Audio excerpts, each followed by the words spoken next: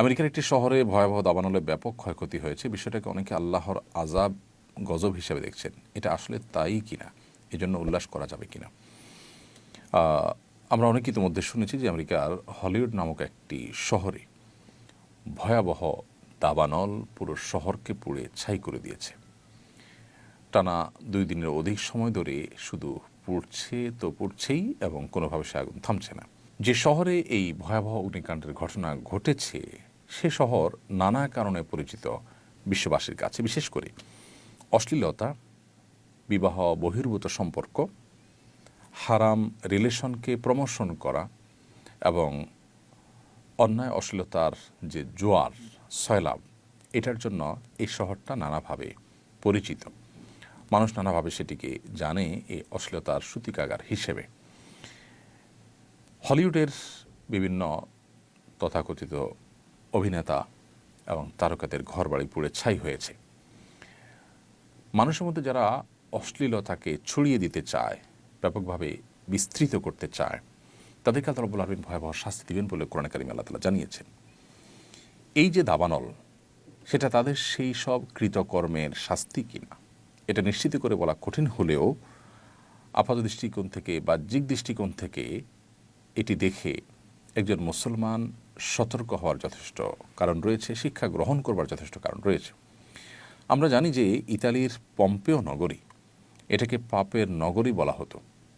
পাপ, জুলুম, সীমালঙ্ঘন, এটা এমন পর্যায়ে চলে গিয়েছে যে একটা পর্যায়ে আল্লাহ রাব্বুল আলামিন সেখানে ভয়াবহ দাবানলে পুরো শহরকে পুরো ছাই করে দিয়েছেন। এখনও সেই কয়লা হয়ে যাওয়া শহরটি ওইভাবে কয়লা অবস্থাতেই বিশ্ববাসীর কাছে এখনও দৃষ্টান্ত হিসাবে, শিক্ষা গ্রহণের উপাদান হিসেবে এখনও টিকে আছে। হলিউডের এই যে আগুন, এই আগুন সেরকমই কোনো শিক্ষাদায়ক, সেরকমই কোনো অ্যালার্মিং কোনো বিষয়, কোনো ঘটনা হওয়াটা মোটেও অস্বাভাবিক নয়। একজন ইমানদার এখান থেকে শিক্ষা গ্রহণ করবে, উল্লাস নয়, বরং এখান থেকে শিক্ষা গ্রহণ করাটাই হতো আমাদের কর্তব্য, যে আমরা আল্লাহর অবাধ্যতার পথে যাওয়া, হারাম বা অন্যায়ের পথে যাওয়া থেকে আমরা বিরত থাকবো। আমরা যদি আল্লাহর অবাধ্যতার পথে যাই, আল্লাহ রাব্বুল আলামিন ছাড় দেন, কিন্তু একটা সময় আল্লাহ তাআলা পাকড়াও করেন। আল্লাহ সুবহানাহু ওয়া তাআলা ছাড় পেতে পেতে একটা সময় আমাদের কাছে মনে হয় যে না, আল্লাহ বোধহয় আমাদেরকে আর পাকড়াও করছেন না, কিন্তু একটা সময় ঠিকই আল্লাহ সুবহানাহু ওয়া তাআলা ধরেন এবং পাকড়াও করেন। এই বিষয়টি পৃথিবীতে বারবার বিভিন্ন সময় ঘটে, আমাদের ব্যক্তিগত জীবনের সময় ঘটে, যে আল্লাহ সুবহানাহু ওয়া তাআলা আমাদেরকে অ্যালার্ম দিচ্ছেন, সতর্ক করছেন, বা আমাদের কোনো পাপের জন্য আল্লাহ রাব্বুল আলামিন দুনিয়াতে নগদ শাস্তি দিচ্ছেন। আমরা খুব কম মানুষের শিক্ষা গ্রহণ করি, এই জন্য আমাদের শিক্ষাটা এখান থেকে গ্রহণ করা উচিত।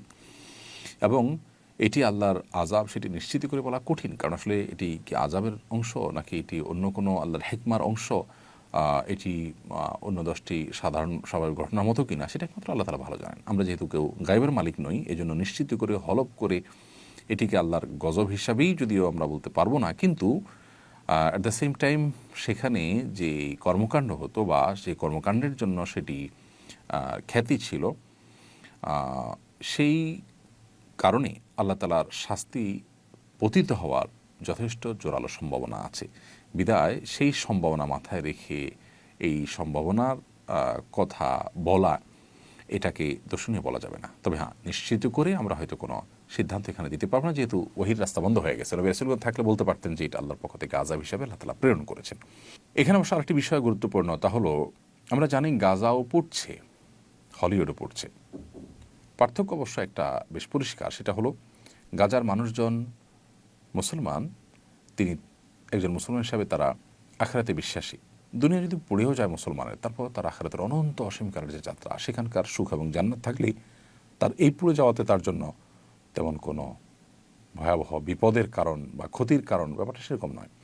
কিন্তু যারা আখিরাতে বিশ্বাসী নন, তাদের তো দুনিয়াটাই সব, তাদের যদি দুনিয়ায় পুড়ে যায় তাদের আর থাকলোটা কি? আল্লাহ তাআলা আমাদেরকে ঈমান এবং তাকওয়ার চর্চায় অগ্রগামী হওয়ার তৌফিক দান করুন।